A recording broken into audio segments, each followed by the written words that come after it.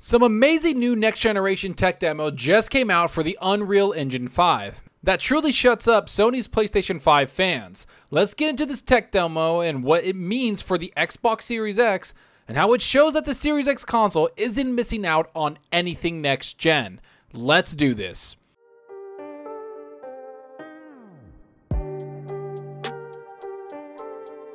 Hey everyone, thanks for stopping by and checking out the video. Remember to hit that subscribe button and that like button. The support is greatly appreciated. And if you want to be notified on future content, hit that small bell icon. It really helps out the channel.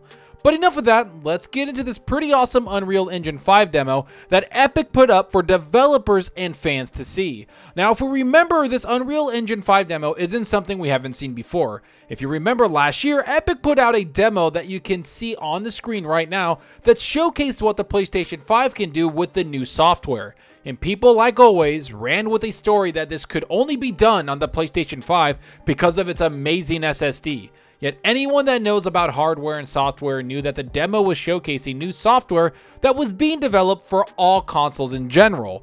Not to mention new iterations of Unreal Engine has been something Epic showcases a lot of, because it's one of the best game developer kits out there and plenty of huge studios use Unreal Engine to make their games. Xbox Studios being some of the biggest ones around using this exact kit.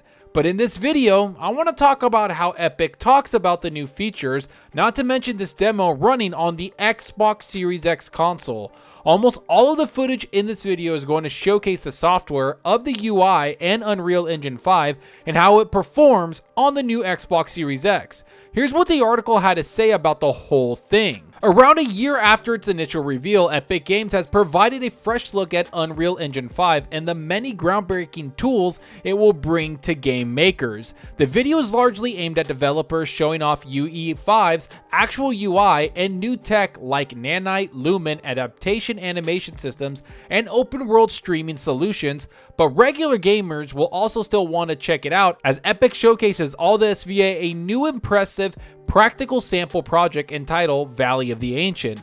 This is essentially a playable extension of the Lumen in the Land of Nanite demo we saw last year, as we see Hero Echo making her way around an ultra-detailed desert environment, switching between a light and dark world, and eventually taking on a giant laser shooting boss. Oh, and yes, for the first time, we see glimpses of all this running on Xbox Series X hardware. I like that the article brings up the demo that was brought out a year ago by Epic and how it was just showing what the new software can do. And because of that, it was being shown on the PS5, which was ready to showcase a lot of its tech ahead of the Xbox Series X. I say that because we know that Xbox waited on a lot of the next generation tech that AMD was putting in their new chips, also known as RDNA 2, which is something that Sony's PS5 just doesn't have. And because of this time they waited, Xbox couldn't really show the new tech in their Xbox Series X before the launch. This has been documented and talked about a lot, yet when the Unreal Engine 5 demo came out last year, everyone was jumping for joy saying this can only be done on the PS5, which was just not true, because the only thing that Sony has an advantage on when it comes to hardware is the SSD. And don't get me wrong, it's a cool SSD integration and something that a lot of their first-party developers will take advantage of. And I say first-party developers because that's the only people that will use that extra SSD power. Because third-party developers won't make their games only go with one platform unless it's exclusive. And for Unreal Engine 5, there's a lot of next-generation features that will work on all platforms. So yes, the PlayStation 5 and the Xbox Series X will get a lot of these new features that Epic Games showed off. And some of these are amazing because it shows where these next generation consoles can go in the future. Let's get into some of these cool things that are being talked about in some of these features, because we have to remember the hardware advantage is on the Series X. While the PS5 is powerful, a lot of these features might run better on the Series X. Here's the first one that's up, which is Nanite. Nanite is a virtualized micro-polygon geometry system that enables you to create games with massive amounts of geometric detail, eliminating time-consuming and tedious work such as baking details to normal maps or manually authoring LODs. Again, next generation geometry that helps developers focus more on the game's detail instead of the geometric detail is about eliminating a lot of the time-consuming work developers have to do when they create things. Automation is going to be a huge part of technology as we move forward in the game development side, because that's what developers want to do. They want to automate things so they can focus on the more detail finite things that games are created with. But now let's go into this next one, which is Lumen. Next up is Lumen, a fully dynamic global illumination solution.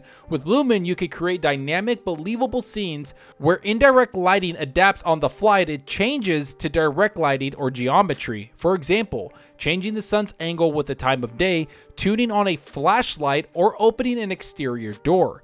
With Lumen, you no longer have to author light map UVs, wait for light maps to bake, or place reflection captures. You can simply create and edit lights inside the Unreal editor and see the same final lighting as when the game is run on console.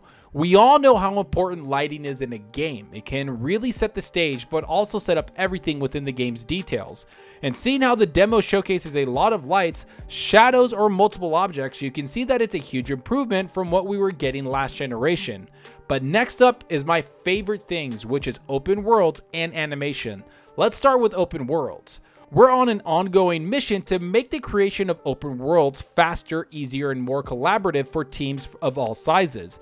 Today you can try out some of the steps that will take us there. First up, there's a new world partition system that automatically divides the world into a grid and streams the necessary cells when required. Then there's a new one file per actor system that makes collaboration easier. You and your team members can now work simultaneously on the same region of the same world without treading on each other's toes. Finally, data layers let you create different variations of the same world, such as daytime and nighttime versions, or specific data sets that are enabled through gameplay as layers that exist in the same space. This is pretty awesome because what people don't understand is that creating a massive open world game takes a lot of coordination and planning. And one of the best things a development tool can do for you as a developer is open up partitions within the system to help divide the world up. So basically making things into grids for people to work on. This helps time management and also helps project management of certain areas where hundreds of developers could be working on, which again is being shown in the demo working on the Xbox Series X. And this kind of reminds me of GitHub, where you can take partitions or branches of code and really put them together so you're not really treading on the same code or anything that people are doing. And when you're ready to put that code into its final product, you talk to people within your company and push it to the final repository, which is something I've worked on through my education or through development, which is something I've worked on and have extensive experience on. That's what this reminds me of. I think it might be that, but who knows? But now let's move on to animation and what's new there. Consistently stepping outside of the Unreal Engine to create or edit animation is time consuming and painful and a barrier to iteration. That's why Unreal Engine 5, we're expanding and enhancing our animation toolset to let you author incredibly detailed characters right in context. Artist-friendly tools like Control Rig enable you to quickly create rigs and share them across multiple characters, pose them in Sequencer, and use the new Pose Browser to save and apply the poses as assets, and use the new Full Body IK Solver to easily create natural movement. Meanwhile, motion warping enables you to dynamically adjust a character's root motion to align to different targets. For example, vaulting over walls of different heights with a single animation. In the demo, we saw some animations that could help a smaller developer make a bigger game, because one of the hardest things developers are working on behind AI and optimization of their kits is the realistic animations in games. Naughty Dog is one of the best developers out there when it comes to animations, and Unreal Engine 5 also has great animations attached to it. For them to work on animations even more shows how powerful these next generation features are going to truly be for us, the gamers, to enjoy. But most of all, it shows that the Xbox Series X and the PlayStation 5 are going to benefit from this.